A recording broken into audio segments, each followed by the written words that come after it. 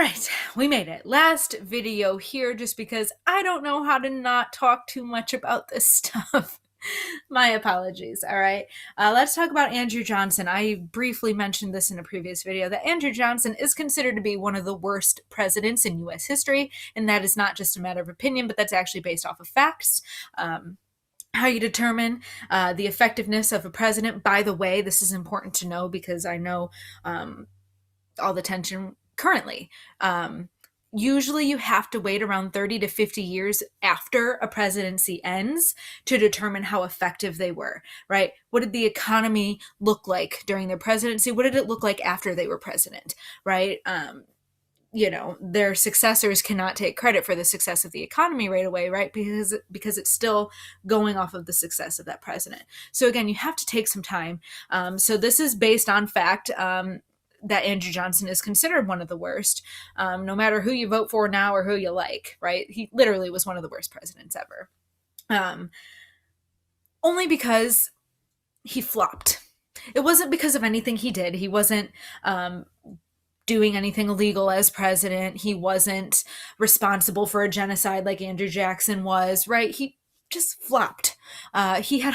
Look at what he inherited, though, okay? So Abe Lincoln has a civil war during his presidency, which sucks, but people loved Lincoln, except for the South, obviously, hence, him getting assassinated. Anyway, so then he gets assassinated, the first president ever, so people already don't know what to do after a president is assassinated, because again, Lincoln was the first one to be assassinated, right?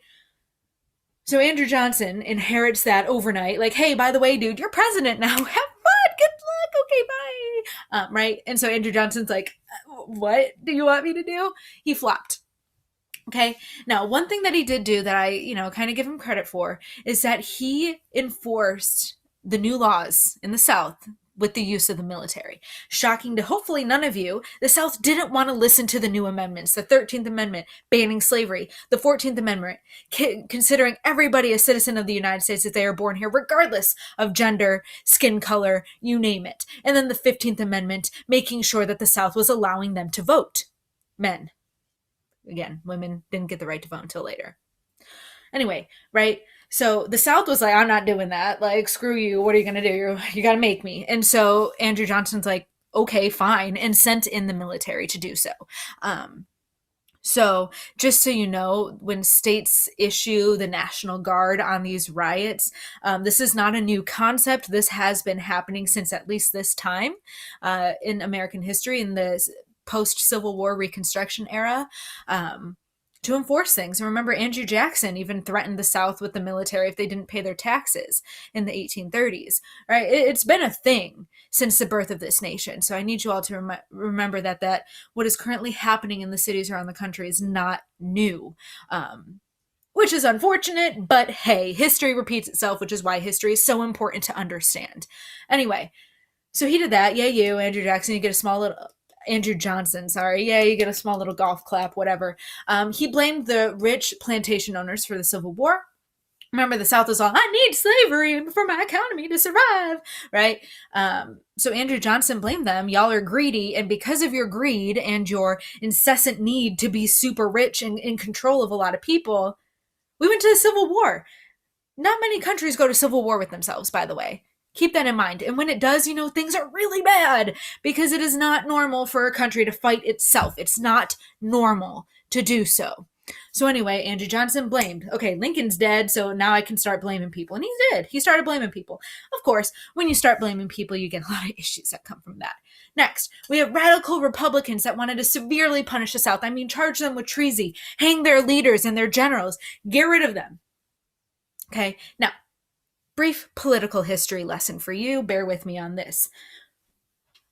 Republicans back then are similar to today's Democrats. Not identical, but they're very similar. So when I say Republicans in this slide, I'm not referring to the current GOP, the current Republican Party that exists in this country, right? So when I say radical Republicans, I'm not talking to people like Donald Trump. I'm more on the other end of the spectrum here. Joe Biden, Obama, right? That side of the spectrum. It wasn't until the 1930s under President Franklin D. Roosevelt that it switched, and now we know Republicans to be more conservative. And again, Republicans now, like Donald Trump, President Donald Trump. All right. The Democrats back during the Civil War were the conservatives, and they controlled the South. Okay.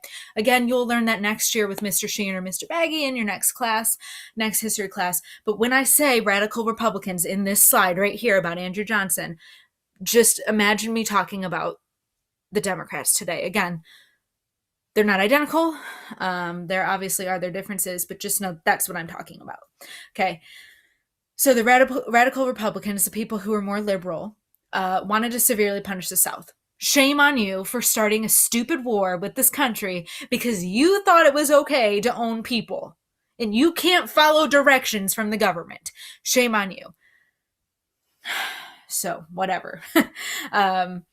To support African Americans in the South, Congress also overturned a lot of Johnson's vetoes on major Reconstruction legislation, meaning Johnson tried doing a lot of stuff, a lot of radical things, and Congress is like, Andrew, that's not how this should be done, dude. And they actually vetoed him. Checks and balances, all right?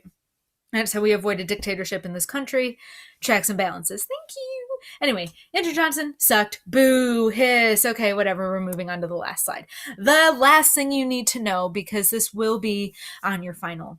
Plessy versus Ferguson. Now, if you look at the date, this happened way after the Civil War, but for whatever reason, I am supposed to cover it in this section of U.S. history. Again, you'll go into way more detail about it next year in your history class. So just follow along with me. Plessy versus Ferguson, in my opinion, is the second worst Supreme Court decision in all of U.S. history. The first worst decision being the Dred Scott decision in the 1850s. Plessy versus Ferguson, okay, follow me on this. This story sucks, y'all. It's wild. In Louisiana in the year 1890, all right, they passed this law called the Separate Cars Act, making segregation on railroad cars mandatory, right? Whites only car, black only car, okay? Keep that in mind, okay? Pretty self-explanatory. A man named Plessy in 1892 bought a railroad ticket for the whites only car because he was 7/8 European descent and only 1/8 of African descent. Okay, that means like a grandpappy of his was black. Okay, the Louisiana knew of his lineage, and so the conductor asked him to leave and sit in the blacks only car, even though he was 7/8 white. Here's a picture of Plessy right here, right there, the guy on the left. That's Plessy, and they forced him to sit in the black only car. Now, Plessy took this to the Supreme Court. Like, what the heck? You can't make me sit there because I'm mostly white. Like, why are you making me sit in a blacks only car? I'm not black, right? So he went all the way to the Supreme Court where it was decided separate but equal. If you've ever heard of that, is literally horse hooey. It sucks, okay? Boo, it's super racist. Separate but equal. How can you be separate but equal? That's my question. How can you be separate but equal? But the Supreme Court during this time, here's Ferguson right there, right, was saying that there should be separate facilities for the races, a blacks only facility and a whites only facility, and they should be equal. Now, right, okay, cool. I guess, equal, you want to keep us separate, that sucks, but at least they'll be equal, right? Wrong! Again, if you know anything about U.S. history, you know that was not the case at all, right? You look at the blacks only school compared to the whites only school, they had no new technology, no new textbooks, not enough desks for people compared to the whites only school. The drinking fountains, their water fountains were not as good of quality as the whites' water fountains, right? So on and so forth. So it was not equal. And this was segregation. The Supreme Court literally ruled on the side of segregation with Plessy versus Ferguson, that it's okay to keep the races separate, because you should not poison society by mixing them together. And that's Plessy versus Ferguson. Literally sucks. And this precedent set by the Supreme Court in 1896 was the case until 1954. You do the math on that, mostly because I don't feel like doing the math. It's like almost 60 years of this. Okay, 1954 is when it was overruled in the Brown versus Education court case, which again, you will learn about in your next history class, where the Supreme Court ruled you cannot be separate and equal. That is illegal. It doesn't make sense. That's racist. That's unconstitutional. And they get rid of it. And thus, after 1954, schools start integrating. okay? Mixing of the races, right? Y'all, whirlwind of an adventure, and brings me back to my very first point that I made in the very first video today, okay? This has been happening in our country since the birth of this country, even before the birth of this country in 1776, right? We've What is happening, right? A lot of social injustices were done in this country's history, okay? We are a fantastic country, okay? We have done a lot of great things, scientific advancements, medical advancements, right? Our Constitution set the stage for the rest of the world to establish freedom for themselves. We have done a lot of good things, but we've also done a lot of crappy things as well. Okay. And it's very important to remember that. Okay. That even though we are super awesome, we have, despite our many flaws, this country has so many awesome things that a lot of countries in the world do not offer their citizens. Okay. I have the right to be making you this video about this right now. That's awesome. However, keep that in mind. Never turn a blind eye to history. Never not pay attention to something in history because it makes you uncomfortable. Always look at history directly in the eye, read it, study it, learn from it, so you can prevent this stuff from happening again in the future. Because as history classes tell us over and over again, and as I have been telling you over and over this entire school year, history repeats itself all the time. Literally all the time. There are patterns in history that keep repeating themselves. Read history, study history, learn from history, because you guys are going to be responsible for the future of this country one day. You guys will be in charge of running the world one day. So it is really important that you study history, learn from it, and create a future that is better for your children than for the world that you inherited from your parents. All right? That's why I got into history. All right. I'm not expecting any of you to turn into historians overnight.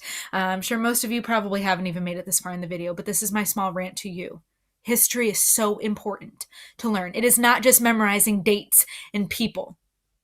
It is knowing the lessons from these and applying them to present day. We are still feeling the effects of the Civil War in this country. Still. You still see Confederate flags at protests all the time. Segregation, still very much a thing in places in this country. Racism, still very much apparent in society. We are still feeling the effects of the Civil War. It is the year 2020. The Civil War ended in 1865, and we are still feeling the effects of that. With that cheerful note, I will tell you that I love you all so much. I want you to all stay safe. And again, please email me if you have any questions about anything that I've talked about in these videos, from my rants to anything about the Civil War. All right. Mad love to you all. Stay safe out there. Bye, guys.